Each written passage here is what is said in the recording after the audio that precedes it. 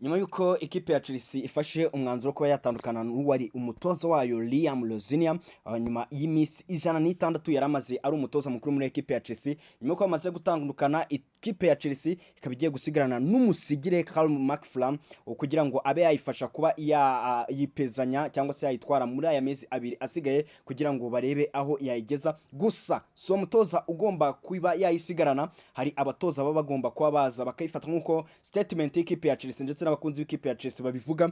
Ikipe ya Chelsea irajya ku isoko irebe umutoza mukuru, umutoza umenyereye amakipe makuru, umutoza ufite ibigwi ndetse n'amateka mu makipe yagiye anyuramo. Ni umutoza ugomba kuba yaza agafata ikipe ya Chelsea mu kwezi kwa gatandatu ndetse akaba yanasinya kontara igihe kire. Hari abatoza benshi bakomeje kugenda bavugwa muri ikipe ya Chelsea, ni abatoza bafite ibigwi n'amateka.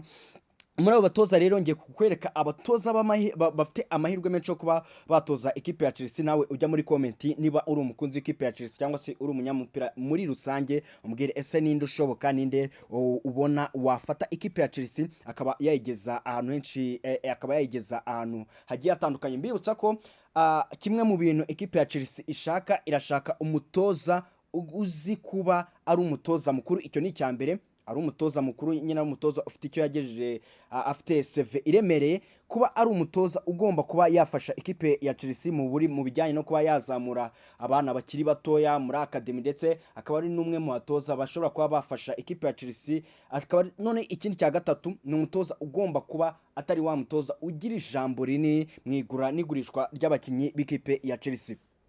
Muri aba batoza hari liste ya bamwe mu batoza bivuga ko bagomba guhita baza muri ekipe ya Chelsea, ndetse yuko radari za bamwe mu bayobozi b'ikipe ya Chelsea zatangiye kugenda zibageraho. Hari umutoza Andoni Iraola, umutoza w'ikipe ya Bournemouth.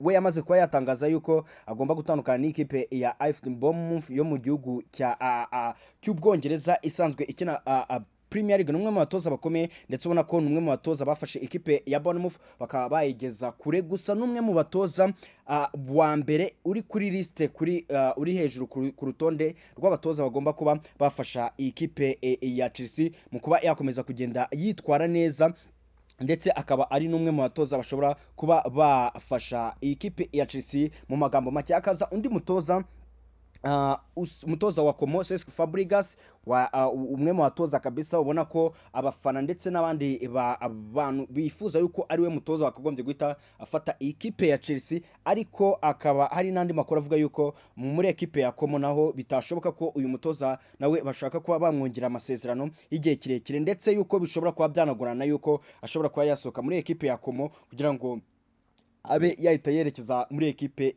ya Chelsea.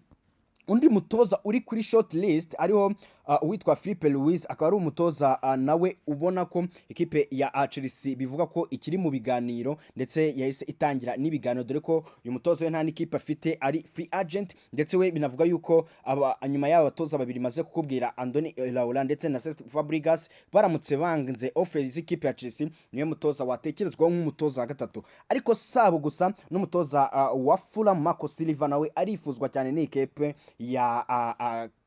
ya Chelsea, kubera ko urebye experience amaje kugera muri Premier League, ndetse n'umwe mu batoza bashobora kuba baza bagafasha ikipe ya Chelsea. Undi mutoza wa nyuma ari we ntekereza ko ari we option ishobora kuba yaza ari iya nyuma, hariho Olivier Glasner, umutoza w'ikipe ya Crystal Palace, ndetse nawe bivuga yuko atazakomezanya n'ikipe ya Crystal Palace, ndetse nawe bivuga ko ari we mahitamo ya nyuma iyi kipe ya Chelsea ishobora kuba yagendera.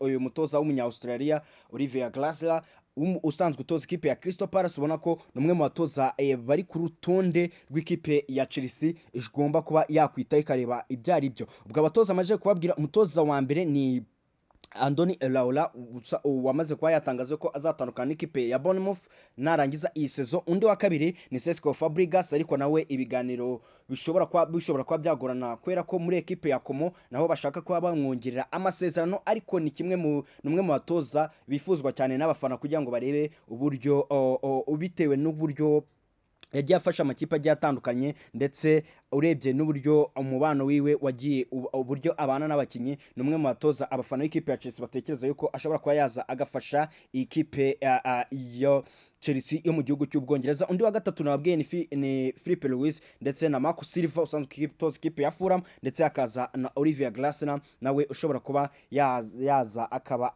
yaza gufasha iyi kipe ya Chelsea muri rusange. Nabonye na bamwe mu babloga bakorera mu gihugu cy'Ubwongereza batangiye kuvuga ati why not ikipe ya Chelsea itatangira gutekereza kuri Jose Mourinho ko umwe mu batoza bahari bujuje izo karite bashaka nk'umutoza mukuru kandi umutoza ukomeye.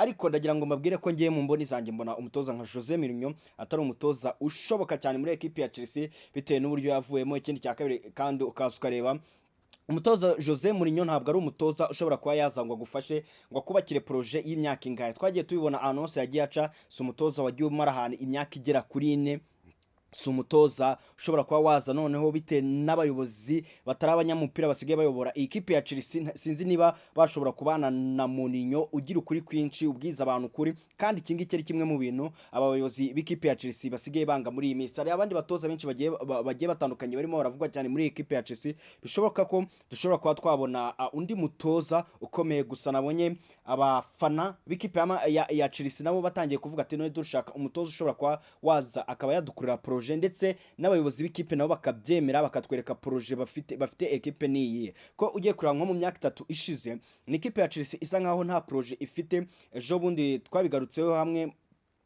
ubwo ndimo ndagana na bamwe mu bantu bagiye batandukanye, ubwo twabonaga ibaruwa abakunzi b'ikipe ya Chelsea bandikiye ubu buyobozi buriho babose bati mwongeje amafaranga ariko n'ubundi ntabwo muratwereka n'ubundi style proje y'ikipe niyi. Niba umutoza nka Enzo Maresca wari umajije kuba yagira ahantu atwereka ko hari icyo none dushobora kuba twakwizera, akabasaba ati nimungure aba bakinyi kugira ngo nanjye mbe najya muri position nziza yo kuba natwara Premier League, ariko aho kugira ngo mumwumvire cyangwa se mwumvikane mujye kumeza ku biganiro mukabyanga mugahita mumwirukana. Cyo ngicyo rero ari kimwe mu bintu bizatuma ikipe ya Chelsea none umutoza ugiye kuza niwe mutoza uzaba witezwe, cyangwa se niye shusho y'umutoza tugiye kubona muri ikipe ya Chelsea.